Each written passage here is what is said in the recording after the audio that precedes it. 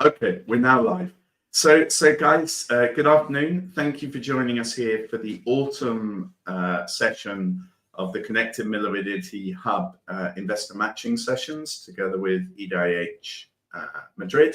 So just to give a little bit of background to what the Connected Mobility Hub is and EDIH itself. The Connected Mobility Hub is a non-profit association focused on promoting the smart mobility ecosystem within Europe generally, Southern Europe more specifically.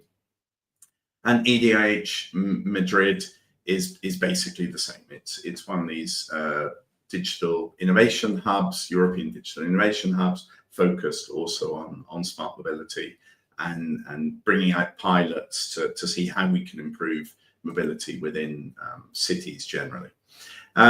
So today we're going to be putting together 5 of the startups from the Connected Mobility Hub ecosystem together with an investor. So the process is quite simple. Each startup will present for 4 minutes. So they basically do a pitch for 4 minutes, and then there's 5 minutes of Q&A between the investors, Klaus, and the startup founder. If they run out of questions, whatever, don't worry, then I smoothly move it on. I'm here in the background. And there's 5 very interesting startups. We got a couple from Spain, one from Poland, one from, I believe, Italy, and another one from the UK. Everything from urban mobility will, in terms of sort of smart routing of minibuses for companies, through to drones. So and folding bicycles, in case we were missing that one. So I think you'll find it very interesting. You're seeing innovative companies that are doing things that you might not realize are being done in the background towards in the urban mobility ecosystem. So I think you will find it interesting. But without more ado, let's get jumping into it. So Klaus, thank you very much for joining us this afternoon. And the floor's yours, just to talk through who you are, singular, and then when you're finished, I'll bring on José María from Celering. Excellent. Thanks, Tom. Thanks for having me for this invite. Yeah, my name is Klaus Kummermehr. I'm based here in Switzerland. We have 2 VC funds. One is focusing on longevity, personalized medicine, and the other one on smart mobility and smart cities. My background, I'm an information technology software engineer in the past, and then I spent over 23 years in management consulting, and now since 4 years we are with some co-founders. I'm one of the founders of SNGLR, which is written SNGLR, but Tom perfectly pronounced SNGLR. And so we have our first closing. We had our first closing of the funds last year, and now we started in investing, and we do seed investments, pre-seed seed investments in the smart mobility and smart city space. Wonderful. So just before we get started with José María from Celering, just to let the people in the audience know that if you do want to, I've just changed it, it was in Spanish before, but if you do want to leave a question or a comment for one of the startups, feel free to do so. I'll put it on screen. If it hasn't already been asked by Klaus, then I'll get them to answer it. If it has been answered by Klaus in that sort of interval between you sending it and it appearing on screen, then I'll just put it on screen so that I show that we're not ignoring you, but obviously we won't answer the same question twice.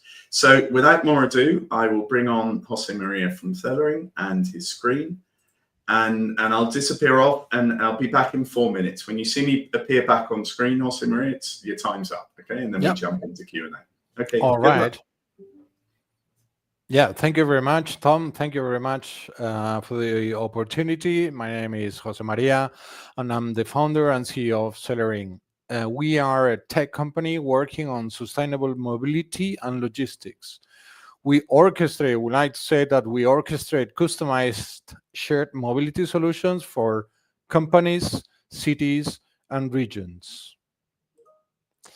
Human migration towards cities is challenging mobility in both urban and rural environments, boosting sustainable mobility options.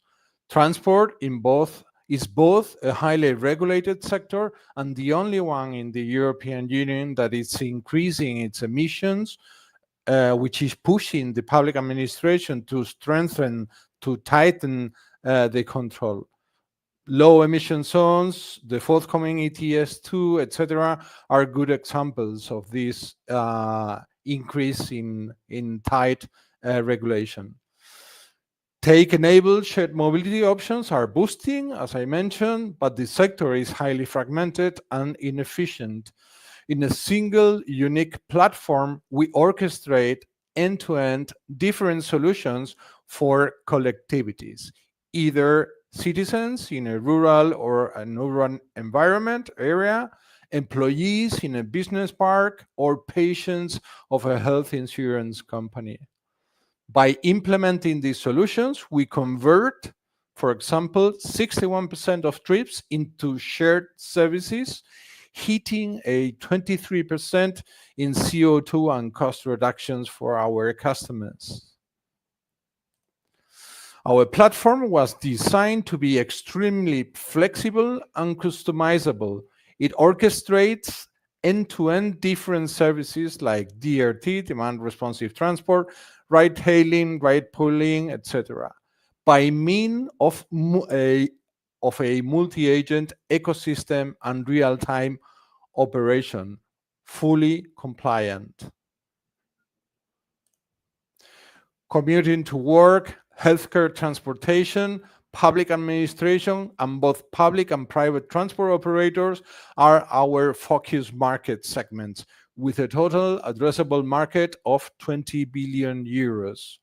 We operate under two different business models. MAS, by providing our customers with mobility services, using our technology and third parties' vehicles and drivers. We do not own vehicles. And the second business model, the SaaS model, providing our customers with software they can use to operate different services. This hybrid model of operating the services and developing the technology allows us to ensure an optimal design and operation of the platform. Our adaptive end-to-end platform, together with its flexible and personalized integration, differentiates Celering from its competitors. In addition to this, being today the only fully compliant platform differentiates Celering from our competitors as well here in European markets. A senior and experienced executive team with an extensive track record of accomplishment is also a differentiation factor of Celering. Our international and technical background optimizes the performance, I believe, of the company. In 2021, we were 4 people in the company and had 45,000 euros in revenue.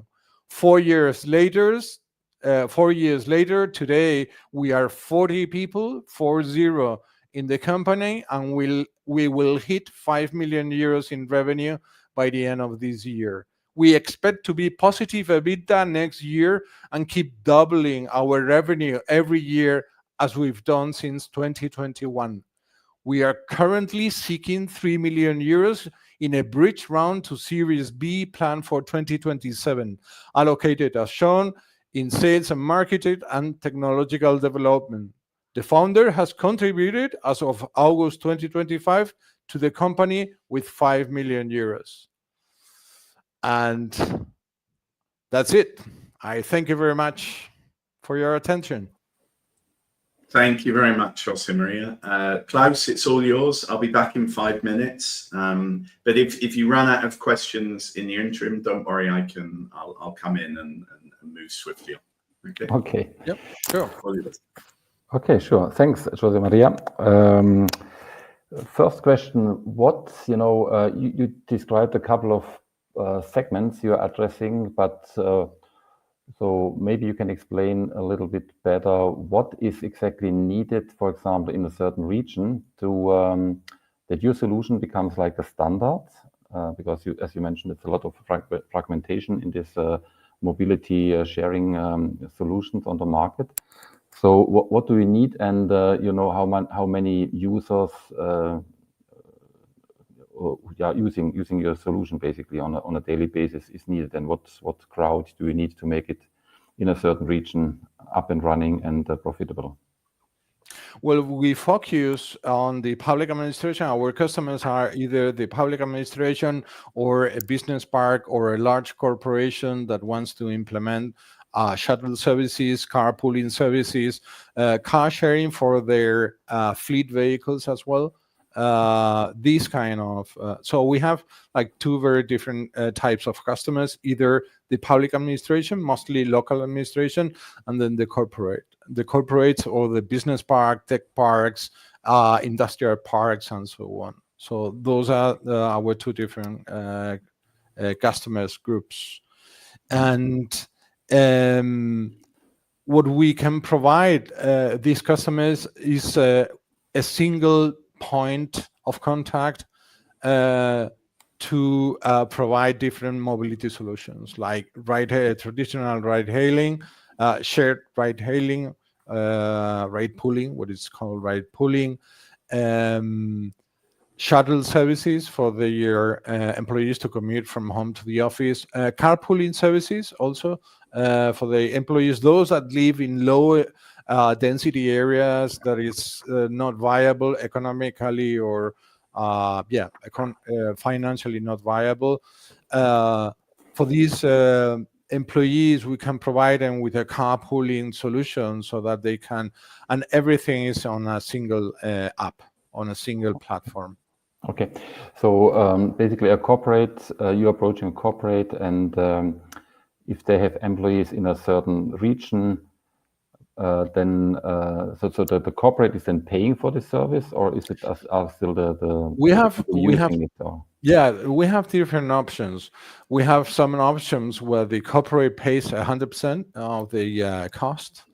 And other corporates, there is a very small copayment from the user. We enable that through the platform. And we also recommend the corporates to make their employees assume a certain portion of the cost of the service.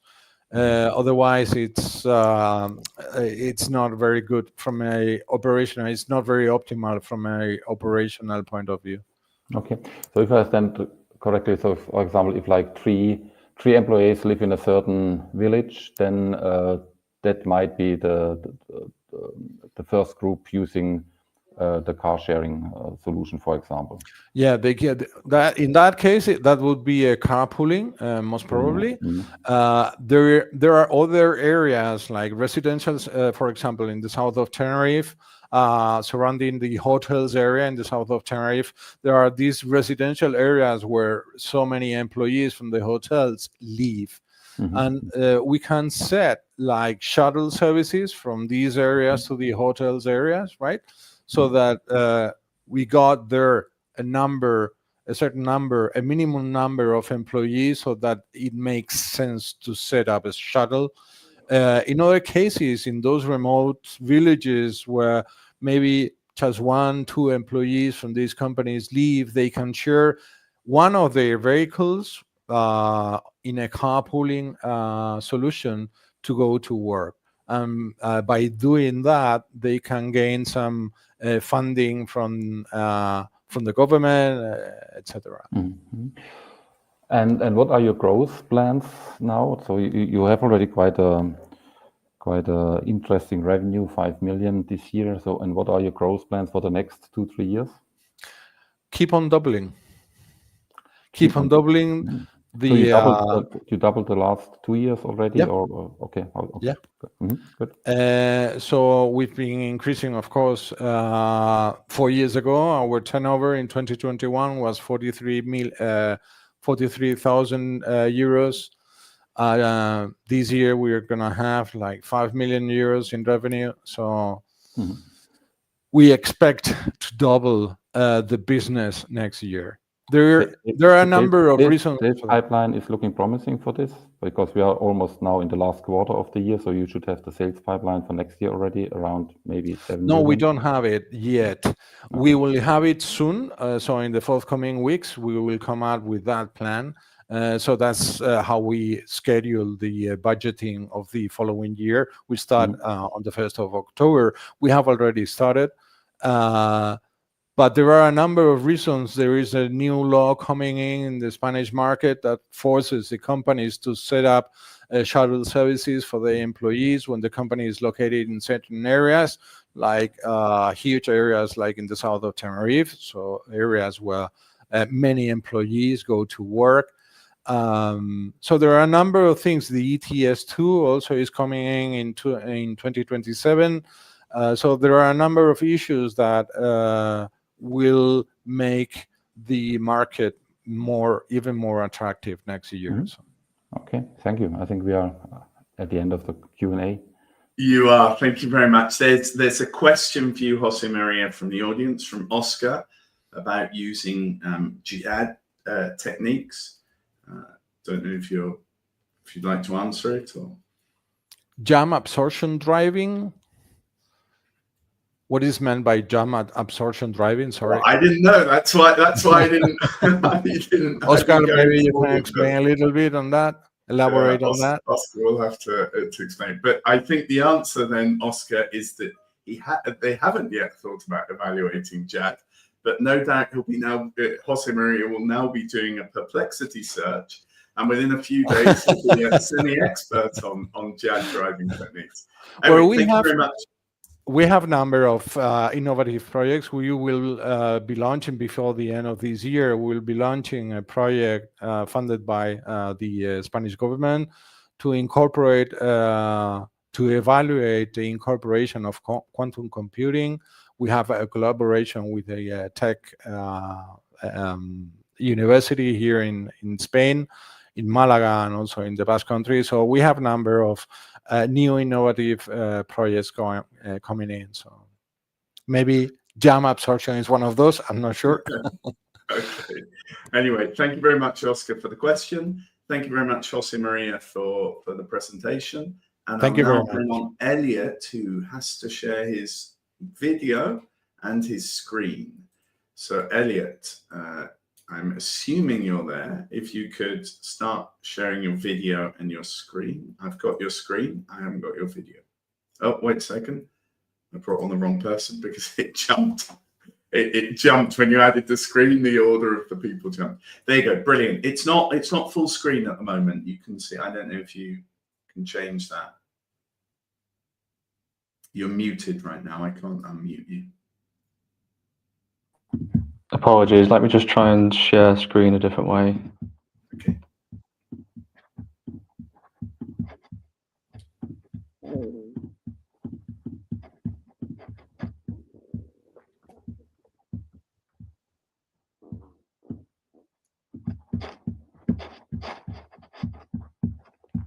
Can you see that? Yeah, it's not full screen. Actually, you've got us on screen. Oh, you're sharing your screen. Okay, I understand. Oh, it's gone again. This is why I was saying you weren't connected, but just before we connected up to the webinar, I said, oh, if you could start sharing your screen before we go. That's perfect. Oh, brilliant. Now we've done it. Okay. All right, Elliot, it's all yours. I'll be back in 4 minutes. All right? Thank you. Thank you. Hi, so my name's Elliot Parnham. I'm the CEO and founder of Skyfarer. So we are set up to globalize the accessibility of autonomous aerial vehicles for what we call a fairer world for a united humanity in many different use cases. So we're enabling access to drones across sectors. The problem that we see is that organizations struggle to adopt drones at scale. And there's various different reasons to this. And fundamentally, it comes down to the complexity of the technology, the complexity of compliance, and also the complexity of applying that technology to day-to-day business operations for data capture or for logistics. And the result in that is that there's missed opportunities, there's potential safety risks if organizations try and go ahead and do this themselves, and also potential waste of time and money, be it saved costs or potential new revenue by utilizing drones. Our solution to this is a unified platform for horizontal scale. And there's three models to this. So one is drones as a service. This is what we're providing now.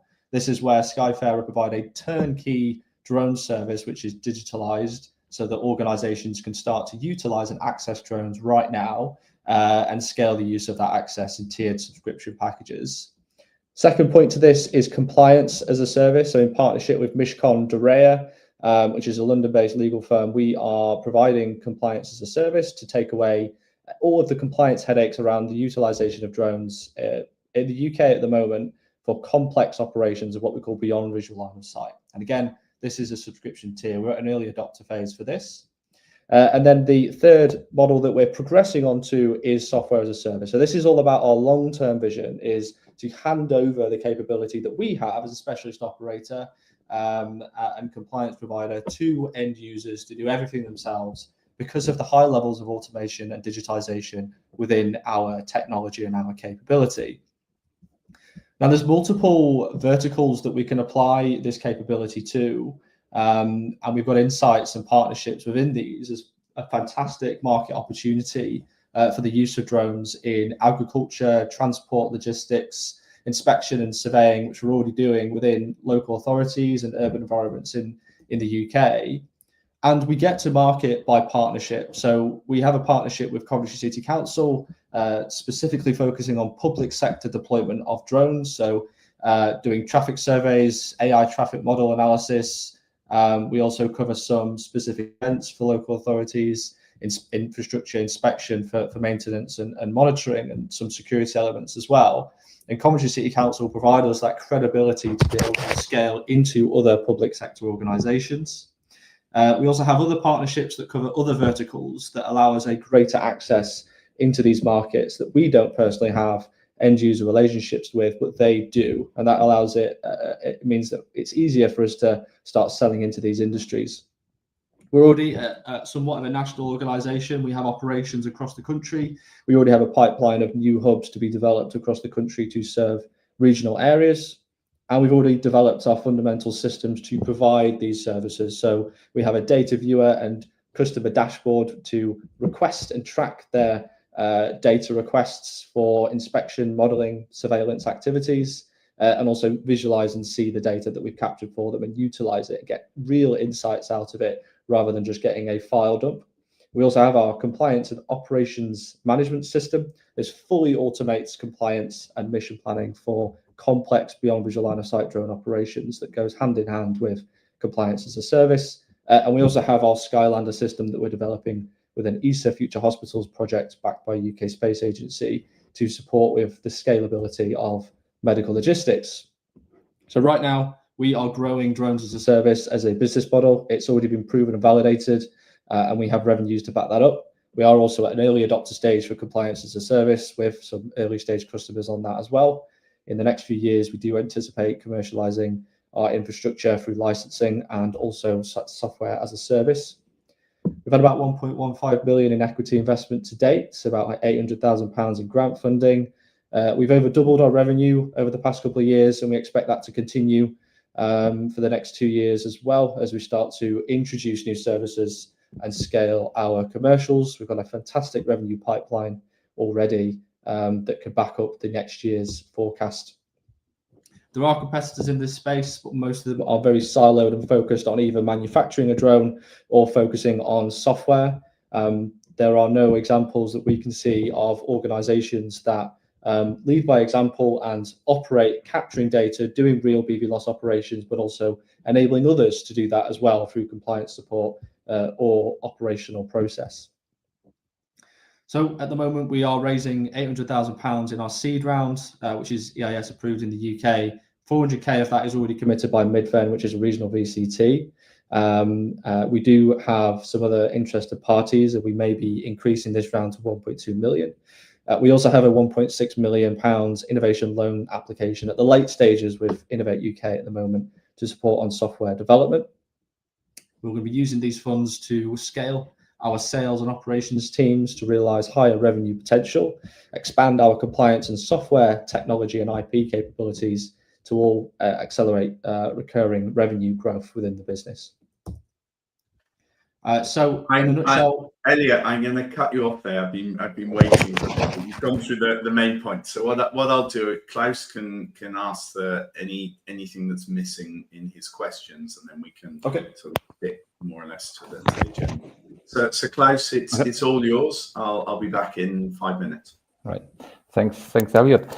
I need to understand better your business model. Are you what exactly your IP? Are you producing the drones by yourself, or you are drone technology agnostic so that you can use with your system any drone on the market? Can you explain a little bit more? We're drone agnostic, so we essentially bridge the gap to the technology and the use of that technology. A lot of organizations have bought this technology off the shelf and it's sat around because they don't know how to use it, or they've not used it to its full potential. So with our experience in operations, we, with Drones as a Service, provide a service of utilizing that technology where we select the most appropriate depending on the customer that we're working with. So if I would invest, or if we would invest in your company, we invest in a service business. So this is where it differentiates. So Drones as a Service is really a route to market for a more scalable approach based on software and technology.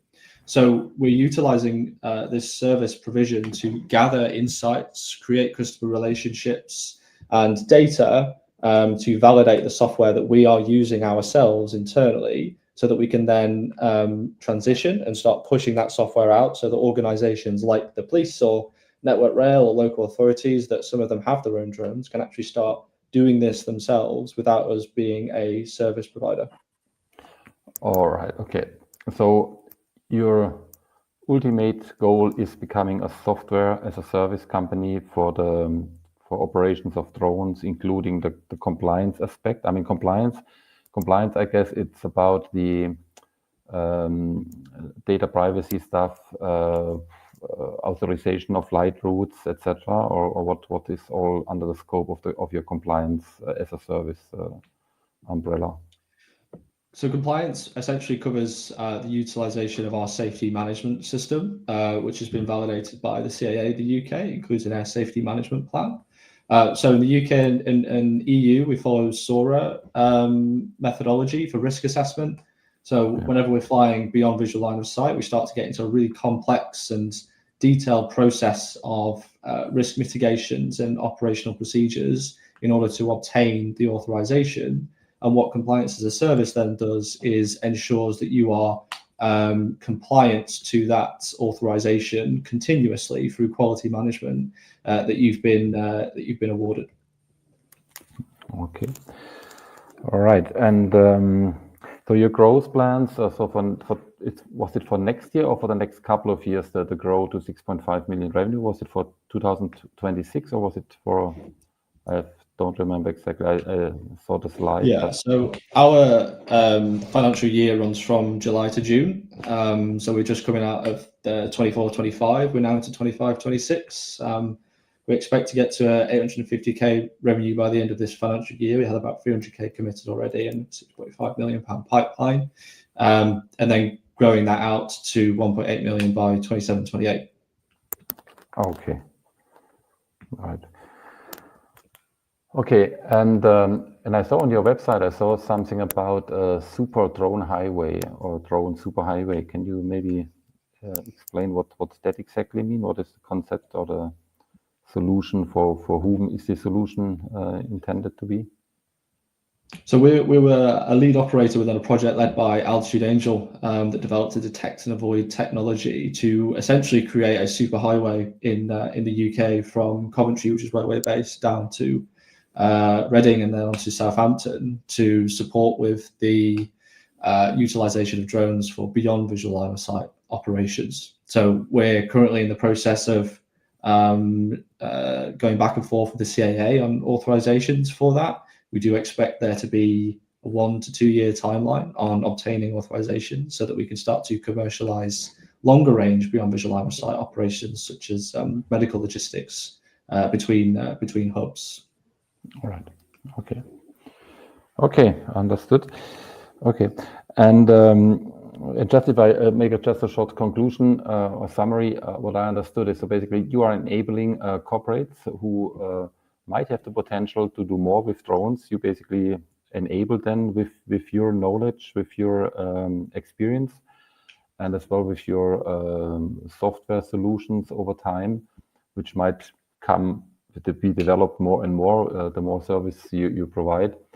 And so that they have a better shift going in this low altitude business model economic with the drones, right?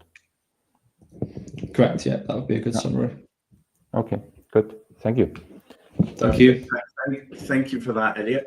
There's a question here from Jose Luis with regards to internationalization. If you're planning to develop new markets yourselves or work through a distribution or partnerships in different countries.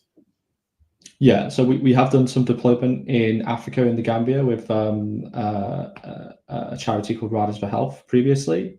We do have partnerships developing in Canada at the moment, and we are quite keen to start developing new joint venture potential and partnerships in other geographies across the world, be that for providing drone services or supporting with compliance as 2 key points at the moment.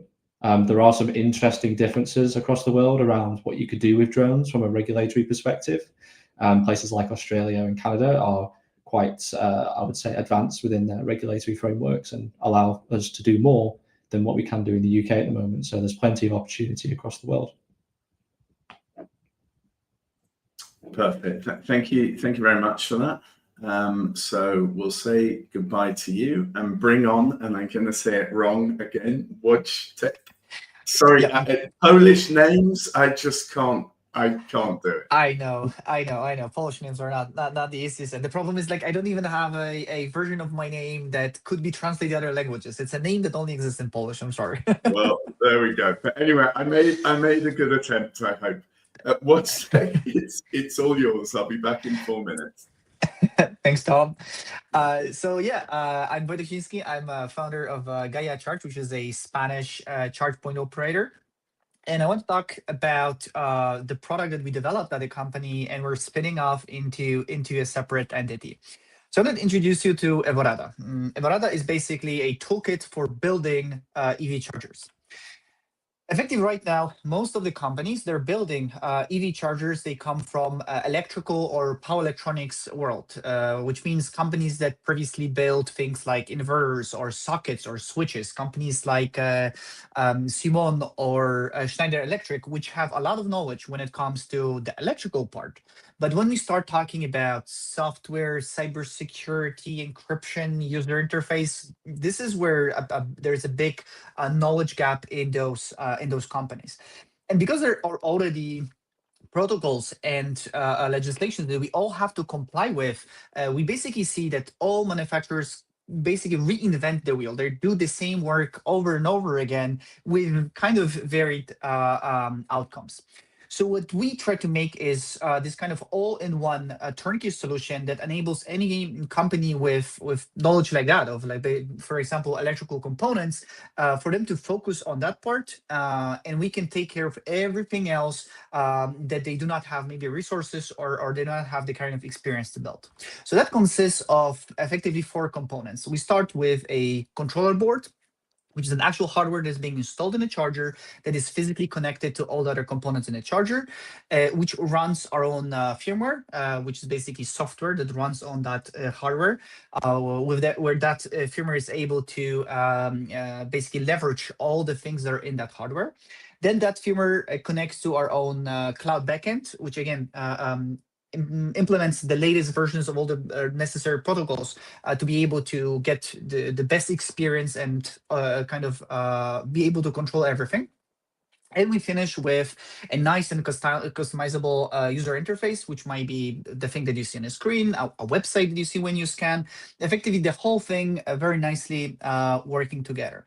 And the whole system has been designed to be white labeled, right? The idea is that charger manufacturers can take it in and put however look and feel they want to get started and launch their own product. And it's also the thing that has been running Gaia Charge for a while now, right? It is battle tested. It's the stuff that we use every day that our customers are using. And we even built reference designs, reference hardware that we've been using for testing that allows charger manufacturers to basically take it, put their labels on and get started with a new product without spending too much time or effort. And there are many different companies in that space. The thing is that each of them kind of focus on one specific vertical, one specific piece of that stack. The problem is, even if you as a company wants to make EV charger, want to use those components, even if you didn't build them, you still have to understand how it works to connect them and to integrate them. So that knowledge gap is still there. The idea with EVorada is that you don't need that. All that knowledge gap is narrowed down by vertical integration of our product.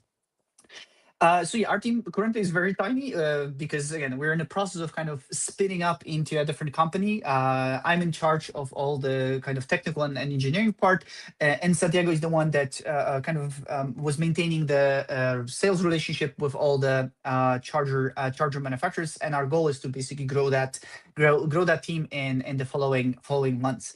And the job that Santiago did is amazing because, again, as a charge point operator, we had pre-existing relationship with many EV charger manufacturers, which is basically our potential customers, right? So it gave us a very nice insight into how they work and very good contacts with them.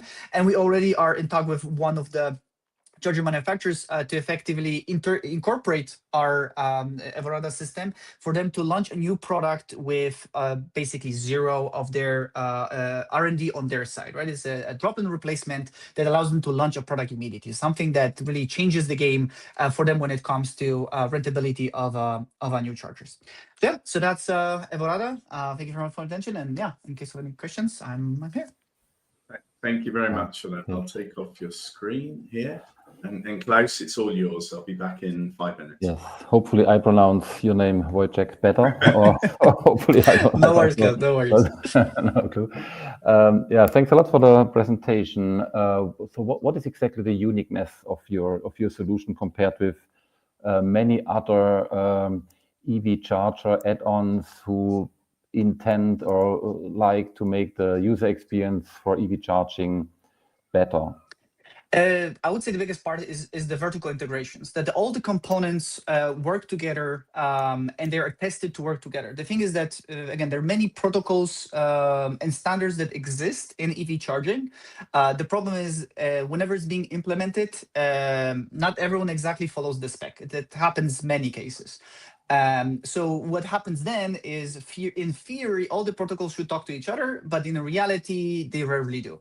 And no one really can test it. If you take 4 different components from 4 different manufacturers, if that exact permutation of the components ever has been tested and it works correctly, right? So you still have to do a lot of back and forth between those entities to figure out what's wrong. And that's exactly what we've been doing at Gaia Charge, and that was the biggest frustration on our part. And this is why we kind of developed the system where we can have all those components that talk to each other to make sure that, if the top layer requests something, it can go through the whole thing and work and always work, right? So again, it's the integration that is, I would say, the most valuable part because it guarantees 100% it's always going to work.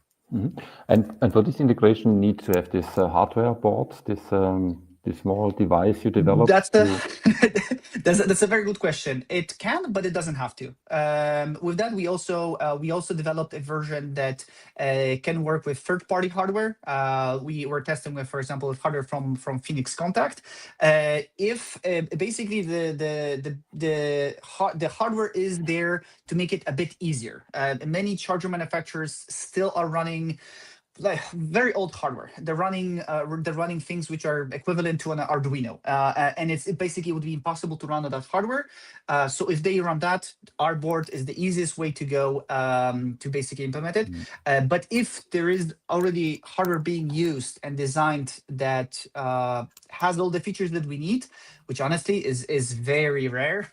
Because again, it would require the knowledge that many of those companies don't, and if they have any knowledge, it's not advanced enough to build, such advanced board. But if they do, as what I'm trying to say is that it's not required to do the hardware, but it basically allows us to access a big part of the potential customers that otherwise they wouldn't be able to adopt it. All right. Okay, understood.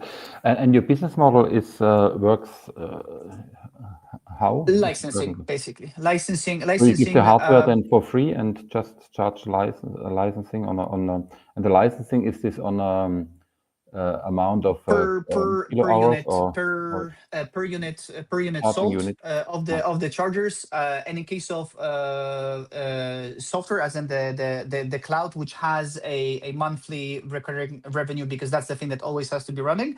In that case, we basically we charge a monthly fee per whatever the charger manufacturer sells it to their customers, right? Because in the end, we're not really visible to the end customer. This is buying the charger. That would be the brand of the charger manufacturer, and whatever the charger manufacturer charges their customers, there we're receiving the percentage of that.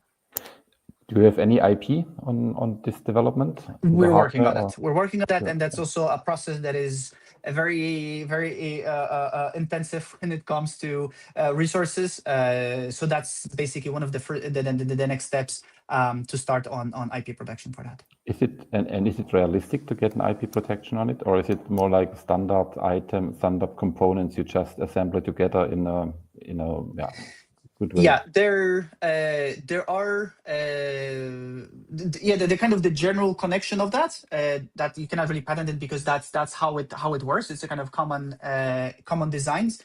But inside of it, we do have kind of parts which are kind of the secret sauce that we have in our case, algorithms or specific hardware that we developed. We do believe they are patentable. The vertical integration, that cannot be really patented, right? But the elements that make it work well, that those ones can.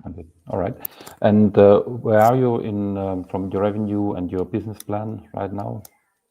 With that, we're very much pre-revenue, because we do not count all the hardware that we built for ourselves, because effectively that we count it as a kind of a pilot.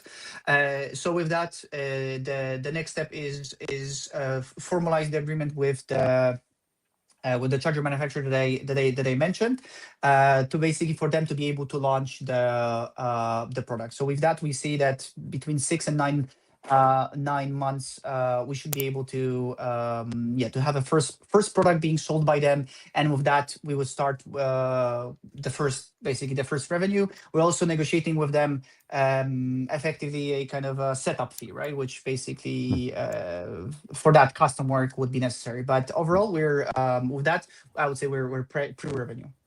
Okay, thank you. Thank you very much, Wojtek. I'll let you go, and I'll bring on Caricia. Hello. Thank you very much for sharing your screen before you coming on screen, Caricia. It's all yours. I'll be back in 4 minutes. Okay. Well, hello, my name is Caricia. I'm co-founder and CEO at Ossby. Oh, sorry, it's not. Oh, sorry. Okay, sorry, it's not working. I cannot pass the slides. Okay, anyway, sorry. Everything over mobility has become essential to ensure the sustainability of cities in the future. So our solution consists of developing vehicles that combine the best aspects of a scooter and e-bikes. Our challenge with the Ossby Geo has been to design a lightweight, folding, safe, and easy to handle in the city vehicle. We have experience. We have sold already 2,500 units of the previous model. The Ossby Geo is present already in 10 countries. The Geo is the European Bike More Award. We have 3 design patents, and we are facing a very exciting roadmap. After 2 years of intense work, the Ossby Geo is now a reality. It has everything you need to enjoy the city safely and comfortably. This first pre-series of 200 units has already been manufactured and sold. We have created a product that stands out from its competitor. Its unique design is complemented by the faster folding mechanism on the market, below average weight and price too, and a clear commitment with sustainability, based on the use of recycled materials and local production. Only through innovation could we maintain the production of our e-bikes in Spain while being competitive in terms of price. Biocomposite is the key. Made from vegetable oil mixed together with recycled fiberglass from windmill blades to achieve a light and a strong material. Thanks to our mold, we can manufacture 2 frame components every 10 minutes at the SEUR facilities located in Castellón. Ossby factory is located in Madrid with 3 production lines in place and capacity to produce 800 units per month. In addition, our main suppliers are within a radius of less than 400 kilometers. We have an excellent product in a perfect time. The global micromobility market was valued at 44 billion in 2020 and projected to reach 214 billion by 2030. On this, electric bicycles are projected at the most lucrative segment. To enter the Geo into the market, we rely on digital marketing and our store network, ensuring they work together through a specific campaign. We will replicate this model in the different countries where the brand operates. We are very proud already to be working with some very important chains in retail in Spain, like Mammut, Beijing, or Calmera. In terms of B2B, we will also be very important because allowing us to offer fleets to large companies to help them build their mobility plans to their employees. And the first campaign we will have next month with Renfe and EDIH, and hopefully very soon with AENA. We need funds to increase our production, to raise awareness of our brand, and to reach new market. This is the key to become profitable by 2026. We are very proud about the attention captured by the Ossby Geo since presentation of the first prototype. Ossby has an experienced international team ready to scale up this project. And we are raising 1.3 million to achieve a revenue of 13.6 million by 2029. We have 300 key already raised from current shareholders. So thank you for your time, and we hope you enjoy our project. Thank you very much, Caricia. Okay, well, I'll get rid of your screen and I'll be back in 5 minutes, Klaus. Sure. Yes, okay, thank you. Thank you, Caricia. So it's an e-bike, right? Understood. It looks not like a normal e-bike. Okay. Well done on the design. And so what is then the weight of this bike? 16 kilos. So the average it's at 18. Yeah, for folding. So we are a little under that, thanks to the biocomposite. Okay, okay, and if you fold it, you can then just roll it still? You don't need to carry it. Yeah, right? exactly. That's one of the great features, because for exactly to go to the subway, you can roll it, so you don't have to get the weight, and it's very comfortable. And what is the range and so on the battery, for example? 70 kilometers. Yeah. 70. 70. Yeah. 70. Yeah. Wow. Yeah. Okay. We manufacture the battery in Madrid with HD Battery. This is a company we have been working together. So we have designed the entire battery to place inside the frame and to get a very good feature. Right. And so what would you describe as your uniqueness? So what makes your company and this product right now so really unique? Stands out of all the other developments in that area with this micro. I think that the difference is the biocomposite, or the composite. That is the material we are using for the frame. Well, normally the more common material in the industry is the aluminium. We worked with aluminium before, and of course carbon fiber.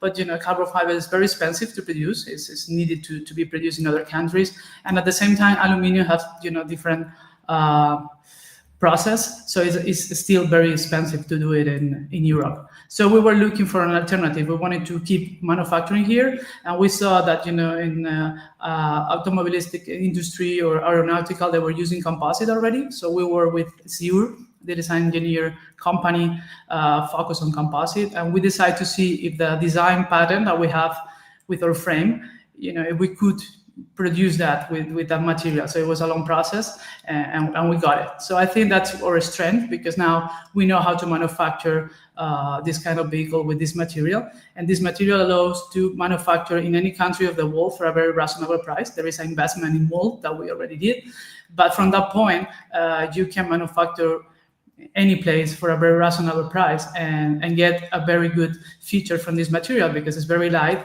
it doesn't have corrosion like other, and it's cheap to produce. So I think that's definitely where we are different. Right.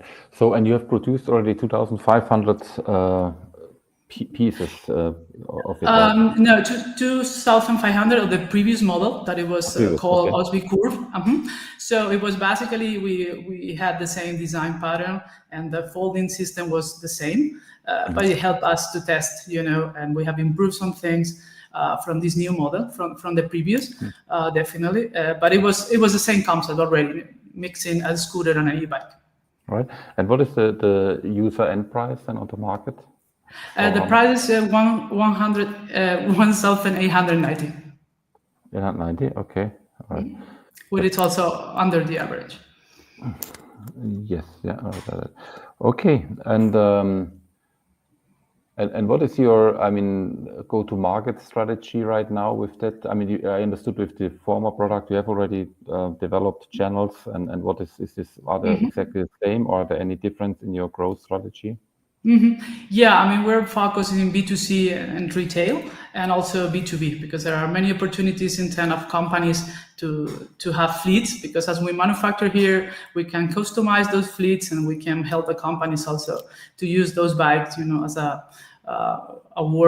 reward from the employees, and where we're working now with Renfe and EDIH for the next campaign. But it's also interesting in terms of going to the market, to the retail, how we're going to do it. We are starting now in Spain, and we're mixing the digital marketing, bringing people to the stores and getting those stores to test the bike, because we know how important it is to test this kind of bikes and get the feeling. So we are working together. The store, we have some reward to give to those clients that we are sending there, just to make the retail part of the digital strategy, because sometimes in the cycling segment, of course, it's a lot of problem in terms of pricing now, and in terms it's a little fight between the online and the physical stores. So we are trying to combine them and make everyone to work together. And I think so far in Spain we became successful, and that's the same model we would love to bring to the next countries when we go international. Just a last question about the quality of the product. So how much testing have you done on the kilometer, on mileage with this composite? Yeah, well, first of all, the first test was with the material, with, of course, the engineer in the factory, the composite. And after that, we tested the bike with Avimota, that it's international laboratory. It's located in Portugal to pass all the homologation needed for this kind of vehicle. And since then, for more than 1 year, there have been Ossby Geos running in 10 countries already, and we're very happy because we have not had any incidents, so things are working properly. Okay, thank you. Thank you. Thank you very much, Caricia. And Thank you. Just before I bring on Ennio, there was a technical issue, and José Luis's question for Wojtek has literally just appeared. Oh, and one's appeared for Caricia. I don't know. It's all out of sync. But if Wojtek, if he's listening, if he could answer this question to José Luis in the chat of the session, that would be great. And Alicia, unfortunately, we've got Caricia, we've got the same for you, but I can see you're still here, so there's an opportunity for you to answer it live. Okay, so I can go live or wait? Yeah, you're here. Yeah, just okay. Okay. Well, the first question it was. Oh, sorry, I'm getting now. Okay, congratulations. We are multiplied by 10. how you're planning. Okay, so it's basically increasing the presence in different countries. We are now based in Spain. We are also selling some online through Europe, and we have a distributor also in Italy, but we are focusing for next year in markets like Germany, where we have been selling already, and they're a huge market, or France. So we feel very confident because being able to sell in a country like Spain, with the culture about micromobility is not so developed, we really feel confident. And also we know our price will be really more attractive in other markets. So we are trying to get ready, especially we need to be able to manufacture bigger quantities to hit those markets. Perfect. And then he had one question with regards to the electrical part. The advantage of the part. Well, yeah, of course. The system we use is a Bluetooth system, which is more advanced. It doesn't require any wire, so it's very comfortable for people. You can control your bike from your phone, so you don't need to use, and you can see your battery and everything from an app that we have developed. So this system is lighter and it's very attractive. That's why when you see the bike, it doesn't look like an e-bike, because we have potential the design. Okay, well, that's it. Thank you very much. Now we will say goodbye. Thank you very much for your pitch. And we'll bring on, where is he? Ennio and his screen. Thank you very much, Ennio. And I'll be back in 4 minutes. Good luck. Okay, thank you. So, thank you very much for having us. My name is Ennio. I'm a mechanical engineer, a PhD, and the CEO co-founder of MinervaS. MinervaS was born as a university spin-off for University of Salerno in the south of Italy, and we help the road transport sector to be more profitable and more sustainable.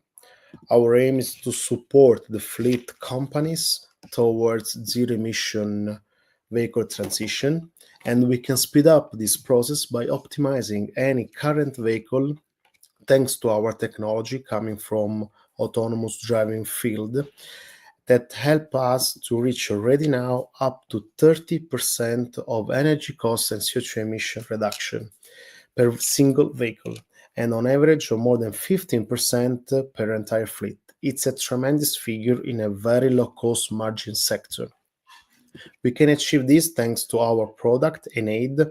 It's an AI-based platform that combines together fleet operation with vehicle data and road info to make a decision in real time. As you drive, we process information from the vehicle, from the canvas of the vehicle, and the current and the future driving scenario. Static information like road morphology, uphill, downhill, curves, the speed limit, and dynamic information like traffic condition, weather information, proposing the best speed profile and the best routing without increasing the travel times. We offer the solution with a subscription fee per vehicle, and our customers pay off the investment in less than 3 months. The product is a bit of 2 components: an HMI for the driver in form of app for iOS, Android, or for infotainment of the vehicle, a web dashboard for the fleet manager, an additional hardware for both onboard unit for both heavy duty and light duty vehicle. Just to make an example, for an average fleet of 50 vehicle and for usage of 36 months, we can help in reducing up to €1 million of fuel cost, tons of CO2, and even a payback of white certificate. Our solution works for heavy-duty vehicles, but even for light-duty vehicles, and we are proposing our core technology for dynamic pricing and driver rewarding, even for car sharing and car rental fleet.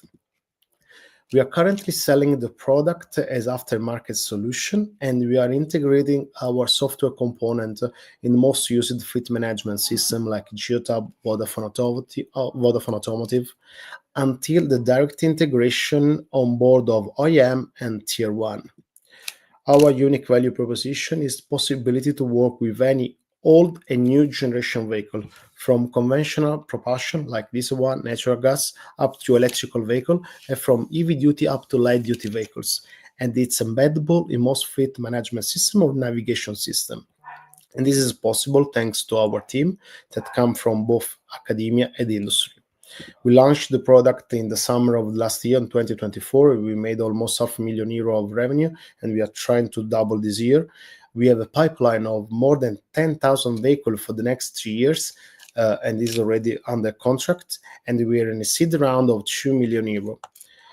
This is our best picture with all our partner and part of our customer. And if you want to know more and to be part of our investment round, please follow us on minervas.it. And remember that with MinervaS, less energy, more business, less emissions, more planet. Thank you. Brilliant. Perfectly timed. Thank you very much, Ennio. I will take your screen off, and Klaus, it's all yours for the next 5 minutes. Okay. Yeah, thank you, Ennio. So, where is the solution right now used? In which areas, which countries? The product was built for any countries in Europe, but we are using it especially with Italian fleet companies. But take into consideration that most of our vehicle are vehicle trucks for long hauling, so they are running around Europe. So from a technological point of view, works in any European country. From a market point of view, the fleet, the customers are from Italy currently. Right. So, and all the data you need, so the traffic data, weather conditions, etc., all this you get then, I mean, basically you collect this all over Europe, because you're never sure in which, where the road is going for the truck then. Okay. Is a mix of maps provider, traffic provider, weather provider. It can change according to the place where the vehicle is running. All right. And you said it's a real-time AI, real-time analysis or route optimization thing, right? So can you maybe explain a little bit on this? Yes, it depends on the kind of optimization we need to focus on. For long hauling, it's mostly a point-to-point optimization, so the way how the vehicle should move on that highway. Or if we go towards urban condition, it's more a grid routing application, so it's a multi-way point optimization.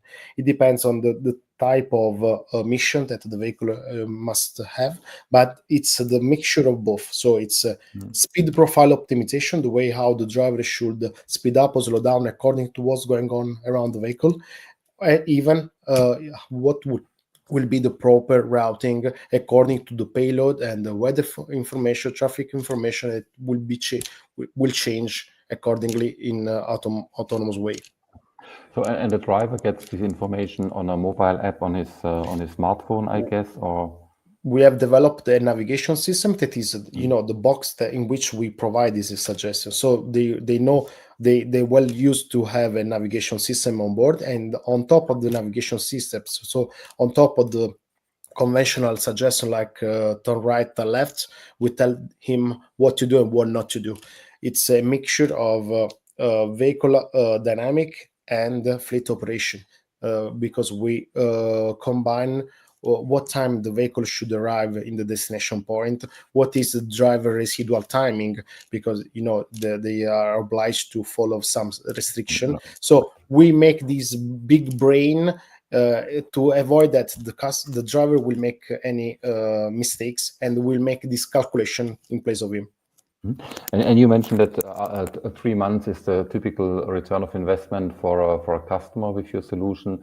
So how do you exactly charge your solution then? On what is the business model behind the commercial model? We make the product available with a subscription fee per vehicle that is totally in line with any fleet management system solution, and that allows to reach a minimum of 5% of reduction. In case of higher performance, that means a higher saving, 10%, 15%, we ask for a success fee.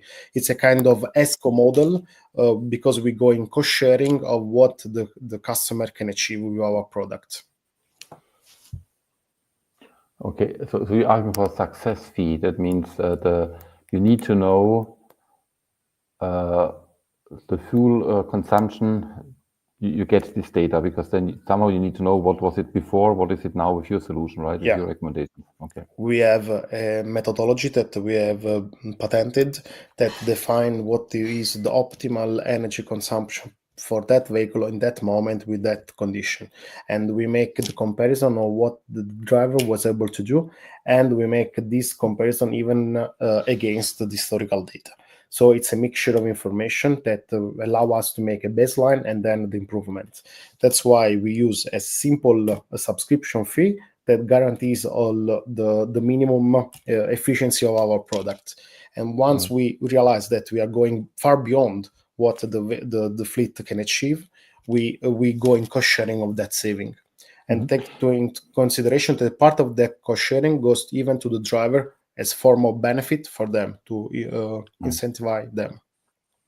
I mean, on one of your slides, you said 30% savings on fuel, or and now you said 5% to 15%.